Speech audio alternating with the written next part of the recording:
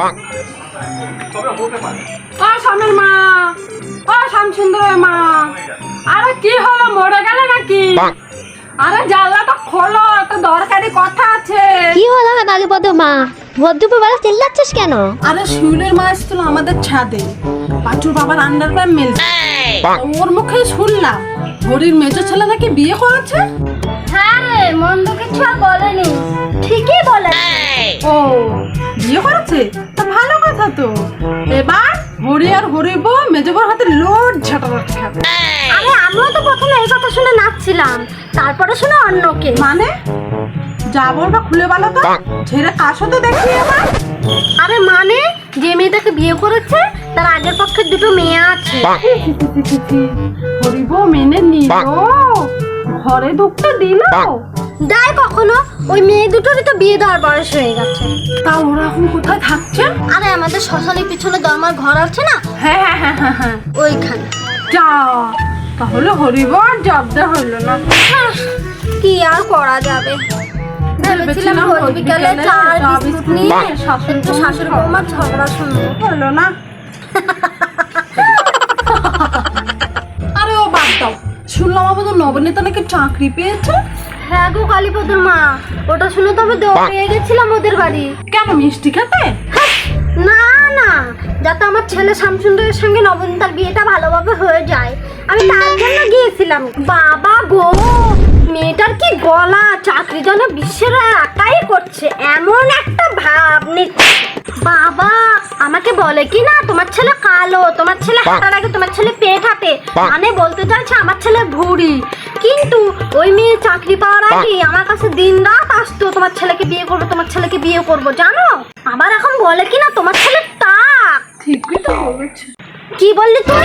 এই কালীপদর মা, যতক্ষণ তুই লোকের পরিবার নিয়ে কথা বলেছিস আমি কিন্তু চুপ ছিলাম, এখন তুই আমার পরিবার নিয়ে পড়েছিস, আমি কিন্তু চুপ থাকবো না। এখন কিন্তু তুই আমার 100 হাতের চন্দ্ররূপ দেখবি। এটা কোন ছেলের ডায়লগ? কোন ছেলের ডায়লগ?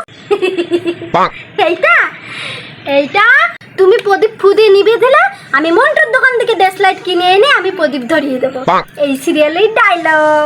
আমি তো কোনোদিন শুনিনি সিরিয়ালটা, বা দেখেও নি তো। আরে শুনবি কি করে, এটা তো রাত 3টার সময় হয়। কেন? আরে কেউ দেখে না তো, সেই জন্য। ও, তা আগে কি যেন একটা সিরিয়াল দেখতে, বিকালবেলা রোজ এসে ডায়লগ মারতে, কি যেন সিরিয়ালটা মনে করতে পারছি না, কি যেন। তুমি চিল্লালে তোমাকে বিচুতি পাতা রস করে খাবিয়ে দেবো, ওইটা? হ্যাঁ ঠিক বলেছে, এটা যেন কখন হতো?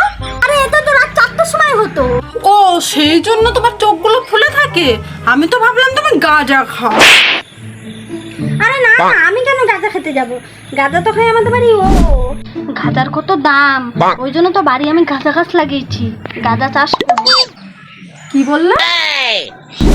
আরে বললাম রান্না হয়ে গেছে। আরে না না, এই গরমে কি কেউ রান্না করে? ছাদে সবজি ডাল চাল সব পাতিয়ে রেখে এসছে, সেদ্ধ হয়ে গেলে পেরে নিয়ে তাই খাবো। কোন গরমে রান্না করতে অসহ্য লাগে, বিরক্ত লাগে। এটা তো ঠিক না, এই বুদ্ধিটা তুই আমাকে আগে দিসনি। গ্যাসের যে দাম, বাবারে আচ্ছা গরম, গরমে রান্না করা যায় না। শুনলাম তোমাদের পাশের বাড়ি নাকি এসি কিনেছে। হ্যাঁ গো, তুমি ঠিকই শুনছো, আমি গিয়েছিলাম এসি দেখতে, তো গিয়ে আমি রিমোটের ব্যাটারি দুটো চুরি করে নিয়ে চলে এসেছি। ওরা ভেবেছে এসি খারাপ হয়ে গেছে, ওরা আবার মিস্ত্রি ডেকেছে ঠিক করার জন্য। ঠিক করেছো, ওরা একা কেন ঠান্ডা ভোগ করবে, আমরা গরম ভোগ করবো, ওরাও গরম ভোগ করবে। হ্যাঁ সে, তুমি কিন্তু আজ রাত 3টের সময় সিরিয়ালটা দেখতে ভুলো না, ওটা শাশুড়ি বৌমার সিরিয়াল।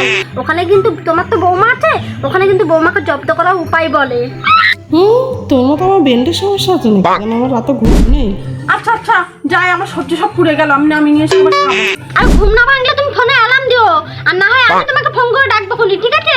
তুমি কিন্তু সিরিয়ালটা দেখতে ভুলো না কালীপদর মা, তুমি কিন্তু সিরিয়ালটা কিন্তু অবশ্যই দেখো কিন্তু কালীপদর মা, কালীপদর মা অবশ্যই দেখো। আচ্ছা ঠিক আছে, হবে কোনি, পরে দেখবো কোনি, তুমি নাও জানলা বন্ধ করো।